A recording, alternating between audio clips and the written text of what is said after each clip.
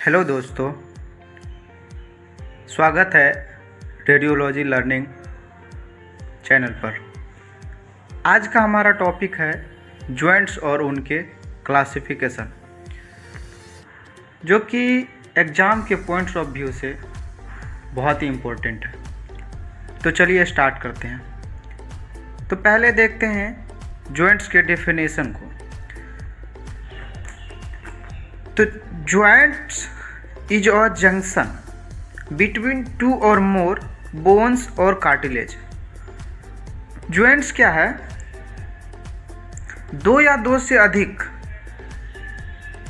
Bones और cartilage जहां पर एक जगह आकर मिलता है उसे क्या बोलते हैं? जॉइंट्स बोलते हैं। अब देखते हैं जॉइंट्स के क्लासिफिकेशन को।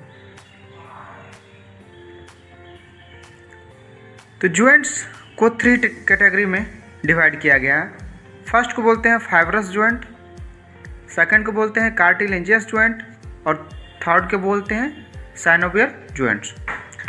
तो चलिए सबसे पहले देखते हैं फाइब्रस जॉइंट को। फाइब्रस जॉइंट को सिनआर्थरोसिस भी कहते हैं, जिसका मतलब होता है इमूवेबल, मतलब जो कि बिल्कुल भी मूव नहीं करता है।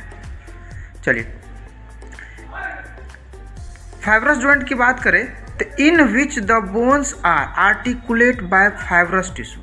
इसका मतलब हुआ कि फाइब्रस जॉइंट जो है वो आर्टिकुलेट यानी एक दूसरे से जुड़ा रहता है फाइब्रस टिश्यू के द्वारा। और फाइब्रस टिश्यू क्या बना, कौन चीज़ का बना होता है? कोलेजन का। Fibrous tissue is a hard substance then fibrous joints are immovable. Fibrous tissue एक हार्ड सब्सटेंस होता है जिसके कारण कि फाइब्रस जॉइंट मूव नहीं कर पाता है। अब देखते हैं फाइब्रस जॉइंट के टाइप को। तो ये 3 टाइप्स के होते हैं।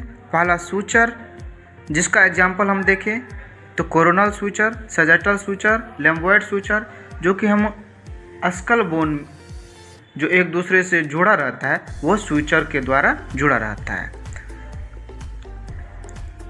जैसा कि आप देख पा रहे हैं। दूसरा होता है सेंडमोसिस, जिसका कि एग्जांपल हम देख सकते हैं टिबियोफिबुलर जॉइंट, जैसा कि हम दिखा पा रहे हैं। और तीसरा होता है गोम्फोसिस, जो कि हमारे दांत और जो सॉकेट में अटैच रहता है उसके बीच का जो जॉइंट होता है उसको उदाहरण है गोम्फोसिस का। चलिए अब देखते हैं दूसरा कैटेगरी कार्टिलेजियस जॉइंट, जिसको कि बोलते एम्फीऑर्थ्रोसिस, जिसका मतलब होता है कि लिटिल मूवमेंट, बहुत कम मूवमेंट होता है। In which the bones are articulate by cartilaginous. जैसा कि नाम से पता चल रहा है कि कार्टिलेजियस जॉइंट में क्या होगा, जो बोन्स एक दूसरे से जुड़ा रहेगा वो रहेगा कार्टिलेज के द्वारा। It is so little movement. There are 2 types of cartilaginous joint. यह 2 प्रकार का इसका भी टाइप होता है। पहले को बोलते हैं प्राइमरी कार्टिलेजियस जॉइंट, जिसका कि एग्जांपल है epiphysis diaphysis of growth of long bone. जैसा कि आप देख पा रहे हैं कि जब बोन्स का ग्रोथ होता है तो एपिफैजियल प्लेट होता है, उसके बीच में जो जॉइंट्स होता है उसी को बोलते हैं प्राइमरी कार्टिलेजियस जॉइंट और सेकेंडरी कार्टिलेजियस जॉइंट। इसका उदाहरण हम देख सकते हैं, हम लोग जो वर्टिब्रा देखते हैं, एक वर्टिब्रा और दूसरे वर्टिब्रे के बीच में एक इंटरवर्टिब्रल डिस्क होता है। एक वर्टिब्रा और दूसरे वर्टिब्रे के बीच में एक इंटरवर्टिब्रल डिस्क होता है, जिसके कारण स्पाइन स्लाइटली मूवमेंट करता है, लिटिल मूवमेंट करता है। और दूसरा है प्यूबिस सिम्फोसिस।